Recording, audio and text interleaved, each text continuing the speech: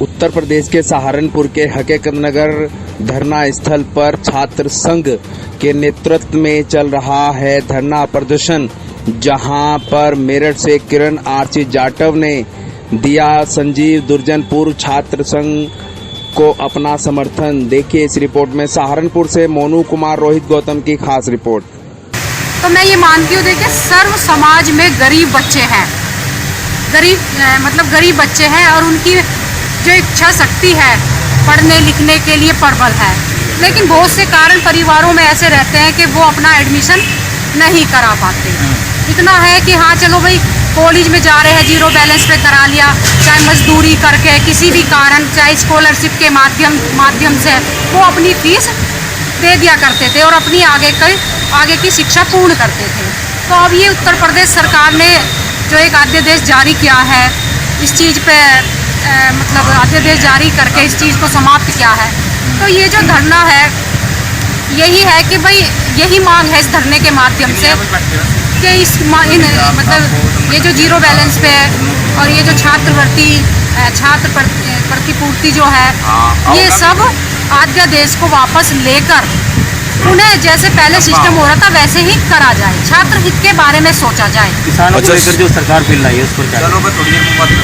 देखिए जो किसानों वाला बिल है उसके बारे में तो किसान ही जानेंगे अच्छी तरह, लेकिन मैं जिस तरह है ना, ये हमारा देश एक संकट काल से गुजर रहा है और हमारे देश की जीडीपी दर भी कम हो गई है। तो इसमें दो तरफा ही मैं तो इसमें बात करूँगी। अगर गवर्नमेंट के नज़रिए से देखा जाए तो ये बिल बिल्कुल सही है, और अगर किसानों के नज़रिए से देखा जाए तो इस बिल में थोड़ी बहुत त्रुटि है।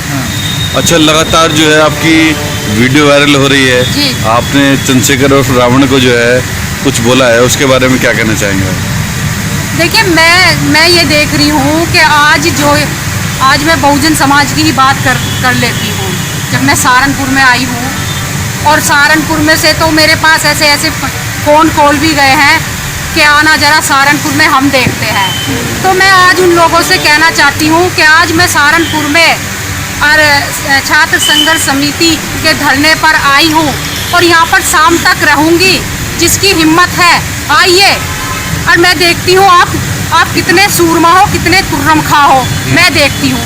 क्योंकि ये लोग वो खोखते चने हैं जो समाज की, जैसे नहीं होते 16, 17, 18, 19, 20 साल के युवाओं को बल गला रहे हैं। उनके फ्यूचर भविष्य की तरफ नज़र न देखकर सिर्फ उन्हें आंदोलनों में खड़ा कर देते हैं।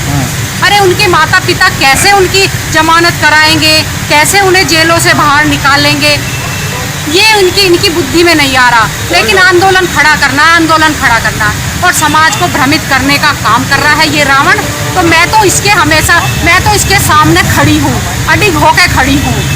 ये जितनी नफरत फैलाएगा ना, मैं उतना प्रेम फैलाऊंगी, मैं उतना सौहार्द फैलाऊंगी, मैं उतना समाज को समझाऊंगी। ये जितनी नफरत फैलाएगा। चंद्रशेखर तो राजनीतिक पार्टी भी बनाई है, इस पर क्या कहें? देखिए ये कोई राजनीतिक पार्टी नहीं है, ये गुंडों का एक दल बना है। इसमें वो अन्य पार्टियों के वो लोग नेता आए हैं जिनके ना पिछवाड़े पे लात मार के भगा दिया गया।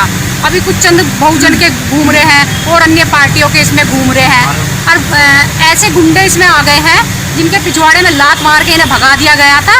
अब ये क्या सोच रहे हैं हमें संरक्षण मिला। अरे मैं तो ये कहती हूँ उत्तर प्रदेश सरकार तो पहले ही माफियाओं पे डंडा चलाए पड़ी है, बड़े बड़े माफियाओं को धराशायी कर रही है। तो ये इन गुंडों की पार्टी खड़ी हो जाएगी इस उत्तर प्रदेश में। तो ये ख्वाब देख रहे हैं खाली, ये कुछ दिन का इनका थिएटर चल रहा है, ये कुछ दिन का इनका शोर शराबा चल रहा है। हाँ, इसमें इतना जरूर कर देंगे, इस बहुजन समाज को, जो ये बहुजन समाज संघर्ष करके अपने बल पे इतने ऊंचे पहुंचा है ना, इसको ये इतना दुश्मन बना देंगे अन्य समाज का कि ये है ना सर्व समाज में बैठने लायक नहीं रहेगा। लेकिन मैं पूरा प्रयास कर रही हूँ, पूरा भरपूर प्रयास कर रही हूँ, हर तरह से समझा रही हूँ, चाहे मुझे कटु वचन बोलने पड़े, चाहे मुझे प्रेम से समझाना पड़े।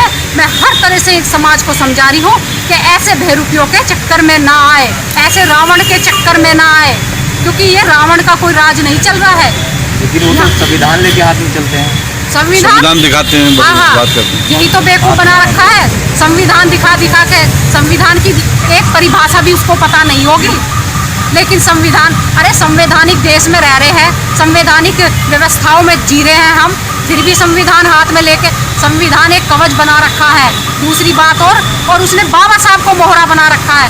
जगह जगह आप देख रहे होंगे बाबा साहब की मूर्तियों को फोड़ा जा रहा है, तोड़ा जा रहा है, कहीं हाथ फोड़ देते हैं, कहीं। इनका कोई एजेंडा है ही नहीं, सिर्फ इनका एजेंडा मूर्तियों पे खड़ा है। ये क्या करते हैं, अपने लोगों को भिजवाते हैं। कभी आपने देखा होगा, कभी बाबा साहब की उंगली टूटती है, कभी अंगूठा टूटता है, कभी जरा सी खरोच आती है। क्यों आती है? इनका एजेंडा ये है। अरे अगर कोई तोड़ना चाहेगा ना अन्य समाज का, तो पूरे ही ना बाबा साहब को उठा के ले जाएगा। ठीक है, बताओ। लेकिन इनका ये एजेंडा है कि इनको समाज में जाने के लिए चाहिए, और जो समाज के युवा है उनको भ्रमित करने के लिए इन्हें कुछ ना कुछ तो चाहिए। उनके पास कोई आइडियोलॉजी नहीं है, कोई सोच नहीं है, नफरत की सोच है, ये टिकेगी नहीं ज़्यादा दिन। ठीक है मैम, शुक्रिया।